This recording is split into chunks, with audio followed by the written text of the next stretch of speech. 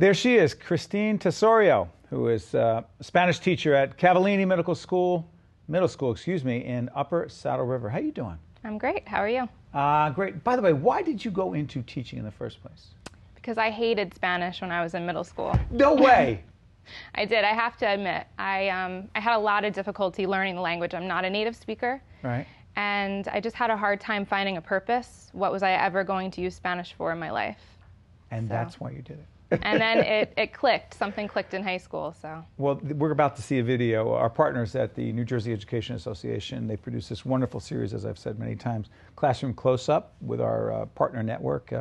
NJTV is a wonderful series. Check out the website at njtvonline.org. You'll see when they're up, and also when that's on also the website for the NJEA. You teach 7th graders. I do. Okay. This is an interesting program, and you're connecting students to students in Seville, Spain. In Spain. Which, by the way, as we do this program, my son is in. I tell you, he's a student at Fordham, a junior. He's in Seville. He's studying Spanish as well over there, and he's excited about this, and he'll get to see this because online there's all kinds of connections. We're going to talk to Kristine right after this, but I have a feeling the video you're about to see will explain more than you ever could imagine about this wonderful, innovative program and this terrific teacher right here. Let's look at Classroom Close-Up right now. Okay, buenos días, clase. ¿Cómo están? Bien. Sí, muy bien, gracias. Hoy vamos a España. If you studied a foreign language in school, chances are you remember conjugating verbs, translating phrases, and having model conversations with your classmates. You also realize that it's not easy to become fluent in a language when you don't have the opportunity to use it in everyday life. Even in a culturally diverse state like New Jersey, where world languages are a required part of the curriculum beginning in kindergarten, gaining the practical experience needed to learn a language is a challenge. At Cavallini Middle School, educators are using technology to meet that challenge. My students are enjoying the experience of having an Epal in Spain because they really get a chance to connect with somebody globally and use what we're learning in Spanish outside of these 4 walls. They're taking everything that they've ever learned and then some and putting it into practice. Epals is an online learning environment that enables schools from around the globe to connect and collaborate. For example, connecting a class of students in New Jersey studying Spanish with a class of students in Spain studying English. So this is the first letter she sent me. She says, "Hi, my name is Marta Yu. I'm from Spain. I'm 11 years old. My birthday is on the 7th of January. I live in Almencilla, which is a town near Sevilla." It's more interactive, so you're not just reading a textbook or having you take notes. You're actually like talking to someone your age, and so I can connect to that person.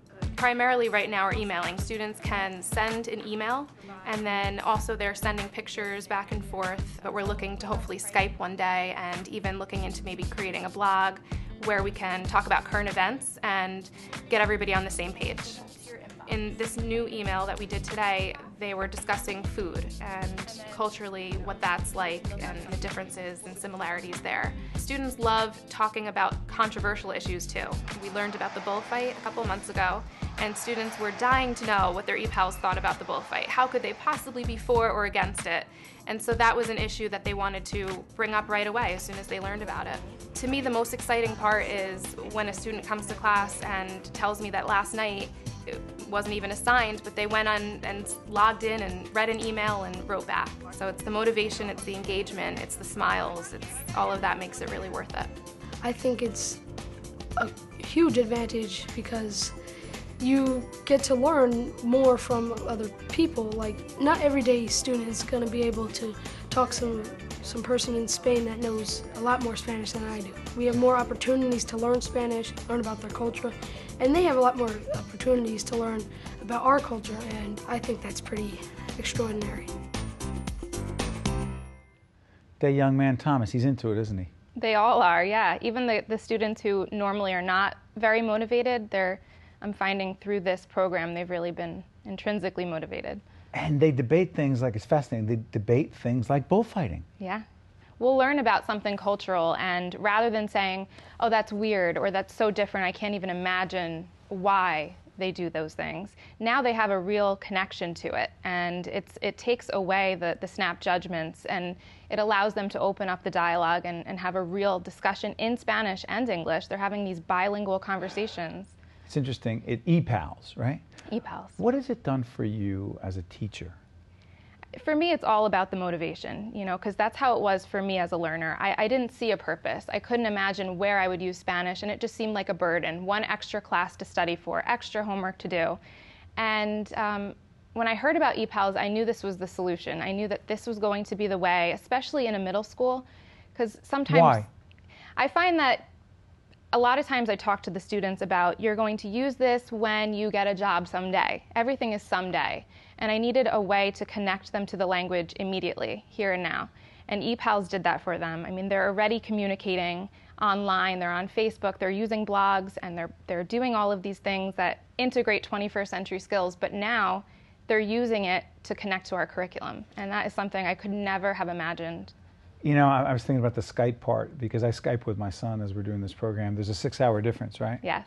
And so for academic purposes, that's a problem. Right. Because 12 o'clock here on the East Coast in the United States is clearly, you know, 6 o'clock in the evening Right. there, so it doesn't work.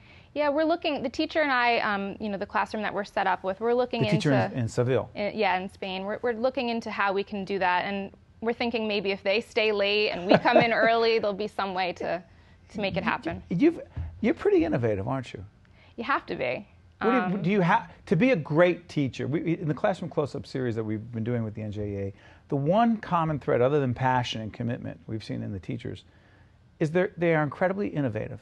You have to be. Have to be. If you want to get them, if you want to, you know, to catch them and to get them excited, to make them want to show up to your class, and you know, my goal is I want them to go home and when asked about their day at the dinner table, I want them to talk about my class.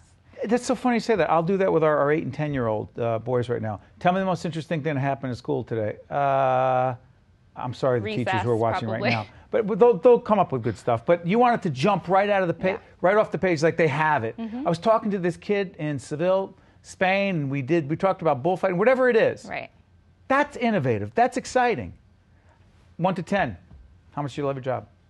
Beyond the scale. Come on. Every teacher says the I know, same thing I have in here. it seems cliche, but it's true. I mean, and again, you have to be. You have to be innovative, and you have to love it in order to It's not for the big cash?